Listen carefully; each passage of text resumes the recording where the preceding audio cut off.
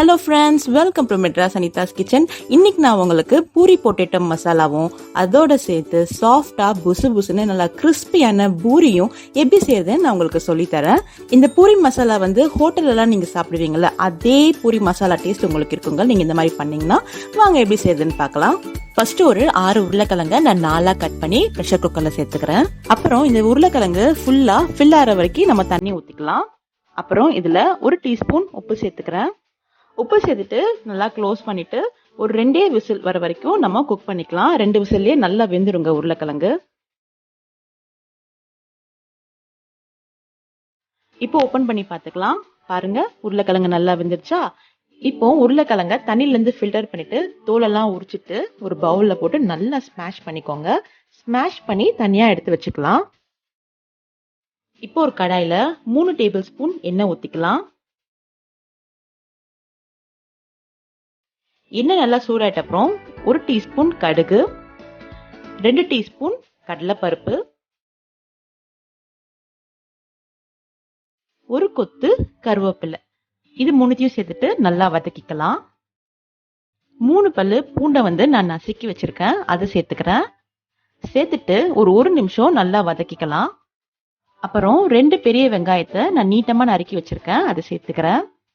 வெங்காயத்தை சேர்த்துட்டு ஒரு 3 நிமிஷம் நல்லா வதக்கிக்கலாம். வெங்காயம் ரொம்பலாம் வதங்கணும்னு தேவையில்லைங்க, கொஞ்சம் லைட்டா வதங்கினாலே போதும். அப்புறம் இதுல நான் 3 பச்சை மிளகாய் சேர்த்துக்கிறேன். பச்சை மிளகாய் சேர்த்துட்டு ஒரு 2 நிமிஷம் வதக்கிக்கலாம். 1 டேபிள் ஸ்பூன் அளவுக்கு நான் இஞ்சி துருவி வச்சிருக்கேன், அது சேர்த்துக்கிறேன். பூண்டையும் இஞ்சியும் இப்படி சேர்க்கறதுனால நம்மளுக்கு இந்த மசாலாக்கு நல்ல ஃபிளேவர் கொடுக்கும். அப்புறம் 1/2 டீஸ்பூன் மஞ்சத்தூள் சேர்த்துக்கலாம். மஞ்சத்தூள் சேர்த்துட்டு நல்லா மிக்ஸ் பண்ணிக்கலாம். மிக்ஸ் பண்ணிட்டு க்ளோஸ் பண்ணி ஒரு 3 நிமிஷத்துக்கு நல்லா குக் பண்ணலாம். இப்போ நம்ம ஓபன் பண்ணி பார்க்கலாம்.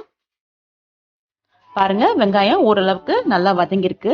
இந்த ஸ்டேஜ்ல நம்ம வேக வச்சு மசிச்சு வச்சிருந்த உருளைக்கிழங்கு சேர்த்துக்கலாம். இப்போ எல்லாத்தையும் சேர்த்துட்டு நல்லா மிக்ஸ் பண்ணிக்கலாம். இப்போ நம்ம இதுல ஒரு 1/2 கப் தண்ணி சேர்த்துக்கலாம். சேர்த்துட்டு மிக்ஸ் பண்ணீங்கன்னா உங்களுக்கு கொஞ்சம் ஈஸியா இருக்கும் மிக்ஸ் பண்றதுக்கு. ஏற்கனவே உருளைக்கிழங்கு வேகும் போதே நம்ம உப்பு சேர்த்துட்டாங்க. ஸோ உப்பு டேஸ்ட் பண்ணிட்டு நீங்க ஆட் பண்ணிக்கோங்க, உங்களுக்கு எவ்வளவு தேவையோ. அப்புறம் ஒரு 2 நிமிஷத்துக்கு நல்லா மிக்ஸ் பண்ணி மீடியம் ஃப்ளேம்ல நல்லா குக் பண்ணிக்கலாம். இப்போ ஒரு பவுல்ல நான் 1 டேபிள் ஸ்பூனுக்கு கடலை மாவு சேர்த்துக்கிறேன். அதோட 4 டேபிள் ஸ்பூன் தண்ணி சேர்த்துக்கலாம். சேர்த்துட்டு நல்லா மிக்ஸ் பண்ணிக்கலாம். எந்த ஒரு கட்டியும் இல்லாம நல்லா மிக்ஸ் பண்ணிக்கோங்க. மிக்ஸ் பண்ணிட்டு இப்போ இந்த தண்ணியை நம்ம இதோட சேர்த்துக்கலாம். சேர்த்துட்டு நல்லா மிக்ஸ் பண்ணிக்கலாம். இந்த ஸ்டேஜ்ல நம்ம தேவையான தண்ணி ஊத்திக்கலாம். நான் 1 கப் தண்ணி சேர்த்துக்கிறேன். உங்களுக்கு இன்னும் தண்ணியா வேணும்னா நீங்க 2 கப் தண்ணி கூட சேர்த்துக்கலாம். தண்ணி சேர்த்துட்டு நல்லா மிக்ஸ் பண்ணிக்கோங்க. கடைசியா 1 டீஸ்பூன் அளவுக்கு எலுமிச்சை பழச்சாறு சேர்த்துக்கலாம். கொஞ்சமா சேர்த்துக்கிட்டா போதும், ரொம்ப சேர்த்துக்காதீங்க, ரொம்ப புளிப்பாயிடும். ஸோ கொஞ்சமா லெமன் ஜூஸ் சேர்த்துட்டு நல்லா மிக்ஸ் பண்ணிக்கலாம். அவ்வளவுதாங்க, பூரி பொட்டேட்டோ மசாலா ரெடி ஆயிடுச்சு. இது சூப்பரா இருக்குங்க பூரிக்கு. இப்ப நம்ம பூரி எப்படி செய்யறதுன்னு பார்த்துடலாம். அதுக்கு ஒரு பெரிய பாத்திரத்துல ஃபர்ஸ்ட் நான் ஒரு 3 கப் அளவுக்கு கோதுமை மாவு சேர்த்துக்கிறேன். அப்புறம் 1 டேபிள் ஸ்பூன் ரவை, 1 டேபிள் ஸ்பூன் எண்ணெய், அப்புறம் தேவையான அளவு உப்பு, இது 3த்தையும் சேர்த்துட்டு ஃபர்ஸ்ட் நல்லா மிக்ஸ் பண்ணிக்கலாம் இந்த மாவோட. இந்த அளவுக்கு ஒரு 20 பூரி நம்ம செய்யலாங்க. இப்போ நம்ம தண்ணிய கொஞ்சம் கொஞ்சமா சேர்த்து நல்லா பிசைஞ்சுக்கலாம். சப்பாத்தி மாவுக்கு பிசைற சாஃப்ட்னஸ் மாதிரி இதுக்கு பிசைய தேவையில்லைங்க. கொஞ்சம் ஓரளவுக்கு சாஃப்டா இருந்தா போதும், ரொம்ப சாஃப்டாலாம் பிசைய வேண்டாம். ஸோ கொஞ்சம் கொஞ்சமா தண்ணி சேர்த்து பிசைஞ்சுக்கலாம்.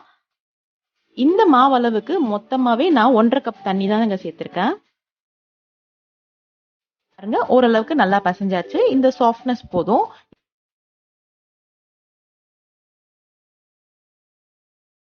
இப்போ இதுல மேலா நம்ம கொஞ்சம் ஆயில் அப்ளை பண்ணிக்கலாம்.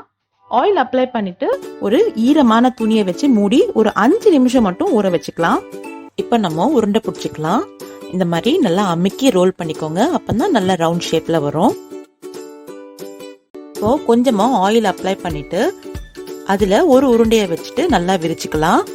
ரொம்ப திக்காவும் இல்லாம ரொம்ப தின்னாவும் இல்லாம நார்மலான திக்கா நம்ம விரிச்சுக்கலாம். ஏன்னா கொஞ்சம் திக்கா இருந்தாதாங்க பூரி நல்லா பஃபியா வரும்.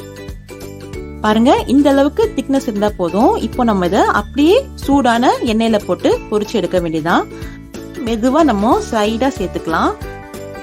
லைட்டா இந்த மாதிரி மூவ் பண்ணி மட்டும் விடுங்க, பிரஸ் பண்ணாதீங்க, ஏன்னா அதுவே நல்லா பஃப்பா வரும். இந்த மாதிரி உப்பெல்லாம் வந்துட்டு அப்புறம் அதுக்கு மேல நம்ம இந்த எண்ணெயை தெளிச்சு விடலாம். தெளிச்சு விட்டுட்டு உடனே திருப்பிடுங்க. திருப்பிட்டு நல்லா கிறிஸ்பியா ப்ரௌன் ஆகிற வரைக்கும் ஃப்ரை பண்ணிக்கலாம். ஜஸ்ட் ஒரு 5 to 10 செகண்ட்ஸ் தாங்க குக் ஆயிடும். இந்த மாதிரி நம்ம எல்லா பூரிக்கும் பண்ணி நல்லா பூரியை ரெடி பண்ணிக்கலாம். முக்கியமானது என்னன்னா எண்ணெய் மட்டும் நல்லா சூடா இருக்கணுங்க பூரி சுடும்போது.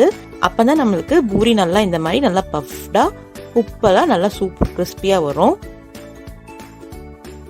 அவ்வளவுதாங்க, நல்லா சூடா சாஃப்டான பூரி ரெடி ஆயிடுச்சு. அதுக்கு சைட் டிஷ்ஷா நம்ம மசாலாவும் ரெடி ஆயிடுச்சு. இது ரொம்ப டேஸ்டா இருக்குங்க. கிட்ஸ் எல்லாம் ரொம்ப என்ஜாய் பண்ணி சாப்பிடுவாங்க. எல்லாரும் ட்ரை பண்ணிட்டு உங்களுக்கு எப்படி வந்திருக்குன்னு எனக்கு கமெண்ட் பாக்ஸ்ல ஷேர் பண்ணுங்க. Thank you so much.